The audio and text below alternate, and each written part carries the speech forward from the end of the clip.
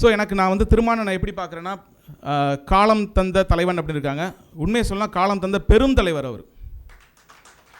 இந்தியாவில் one of the finest parliamentarian.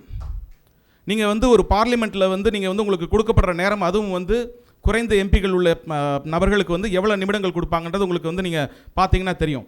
அந்த கிடைக்கக்கூடிய நேரங்களில் ஒவ்வொரு நேரங்களையும் அவர் வந்து பொது சமூகத்துக்காகவே பேசுகிறார். அவரால் அவருடைய அவர் பேசக்கூடிய தலித் பாலிடிக்ஸை பேசிட்டு போயிட்டே இருக்க முடியும். நீங்கள் சொல்லக்கூடிய சுருக்கக்கூடிய தலித் பாலிடிக்ஸை பேசிட்டு அவரால் இன்னும் அதிகமாக பெரிய கட்சியை வளர்த்துட்டு போக முடியும், இன்னும் நிறைய பணம் சம்பாதிக்க முடியும். ஆனால் ஒரு பொழுதும் அதை செஞ்சதில்லை.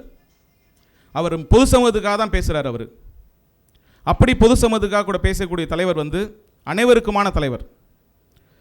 ஒட்டுமொத்த அமைப்புகளும் கட்சிகளும் வந்து வாக்காளர் சீர்திருத்த சட்டத்தை பற்றி பேசிகிட்டு இருக்கும்போது இவர் காயின் பண்ணுறது வந்து பார்த்தீங்கன்னா, இது வந்து அடிப்படை குடியுரிமைக்கே எதிரானதுன்றார். உடனே எல்லாரும் அதை நோக்கி பின்னாடி போவாங்க. இதே மாதிரி தான் ஒவ்வொரு விஷயங்களையும் அவர் காயின் பண்ணுவார்.